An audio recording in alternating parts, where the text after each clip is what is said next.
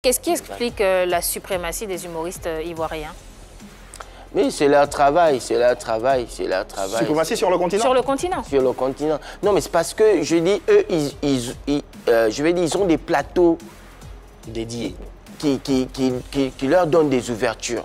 Je prends un exemple. Si moi, j'étais ici à Abidjan, je devais participer aux différents tournages du Parlement du Rire qui tournent par exemple sur place, des choses comme ça. Il y a beaucoup de facilité quand tu es sur place. Voilà pourquoi je viens sur Annie France.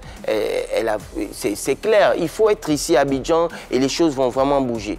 Mais d'accord, tu peux faire le buzz dans ton pays, tu peux faire des spectacles, mais après, c'est pas forcément le buzz, par exemple, que Boukari a fait dans son spectacle, c'est partout.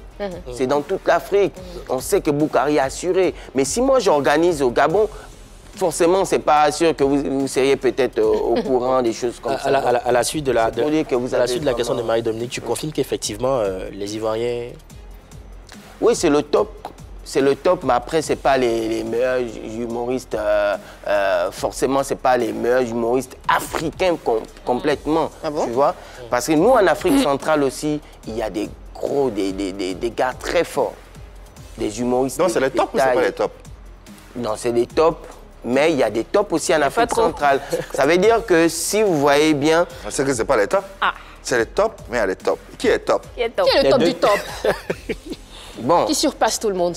Après, pour l'instant, ça reste les humoristes ivoiriens. Merci. Mais c'est pas les... Si on parle de comparaison au niveau de sketch, des machins, moi je me dis... De talent. Si, il y a des talents en Afrique centrale. Mais bien sûr. Ouais, vas-y. Je peux faire... Oui, vas-y. Je peux faire des comparaisons. Oui. Ici, pour les humoristes ivoiriens, si vous avez remarqué, ils sont plus dans des blagues. Oui. C'était ça ma prochaine question. Ils sont plus dans des blagues. Ouais. Et nous, en Afrique centrale, nos humoristes, ils sont dans l'écriture. Ouais. Alors, ce qui marche normalement, même pour venir au Parlement, même pour participer à un festival, c'est l'écriture. Moi, je prends l'exemple de Patrick Charféry. Tu reproches aux humoristes ivoiriens de pas beaucoup écrire? Oh oui. Pourquoi? Quand tu fais une remarque, hein, après, certains peuvent prendre comme ils peuvent prendre, d'autres peuvent se dire « Ah ouais, il a raison, il faut qu'on essaye de travailler à ce niveau ». Je prends l'exemple de Priska. Priska, oui. elle écrit. Celle-là, elle bosse. Tu sens que waouh, ça c'est super. Elle a du succès? Oui, elle commence à monter parce qu'on réalise... Sa carrière est naissante également. Voilà. Sa carrière Elle a déjà fait des apparitions. Et on réalise que, oh, mais celle-là, tiens, elle est en train de monter, tu vois. Là, j'ai vu, par exemple, le spectacle de Boukari, là. Là, tu sens que vraiment, mon frère, il a bossé dur, il a écrit. Agalawal, il écrit. Agalawal, oui, tout le monde sait que... Ouais, mais après... intellectuel. Exactement. Voilà, tu vois. Occupation scénique, c'est... Voilà. Bon, après...